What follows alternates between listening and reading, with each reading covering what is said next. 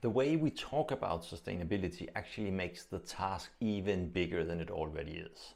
So listen to this and change how you talk and communicate around sustainability. Today, this entire agenda is typically marinated in words like reduce, stop, avoid, you cannot do, we have to reduce, we have to, right? So it's all about stuff we cannot do, it's all about stuff we have to stop doing. The thing is that our brains are hardwired to resist that kind of language. So imagine 1,000 years ago, an ancestors of yours that were in a situation where somebody were about to take away something from them, a piece of clothes, wood, food, whatever it is. How would they react? Well, they would fight for it for dear life, because it might even mean that the children would die or starve or whatever it is. So fast forward to today, well, 1,000 years, evolutionary is kind of like yesterday, maximum. It's actually even less.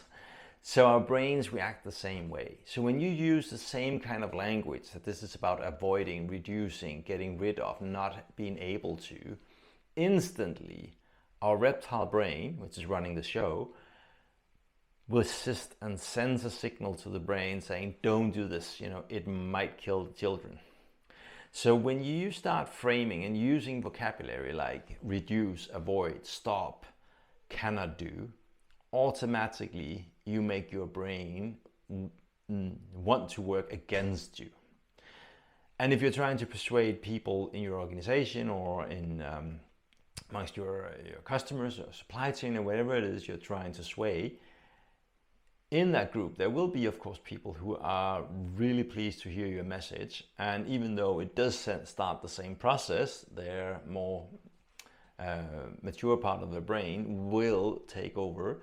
But for everybody else, and for those who are perhaps already slightly reluctant to this type of messaging, you are going to make the decision so much harder. It's going to be so much more difficult for them to get them to really want to buy in and support your initiative. So if you, like me, are trying to push this agenda, reframe from minimize, avoid, it's about being less bad, and talk about creating new and better versions. It can mean the exact same thing in doing so, the actual practical step, but it makes a huge difference into how your message is perceived by those who receive the message. So I hope this is something that you will take to heart, because I've done this for so many years by now, and it really radically changes everything.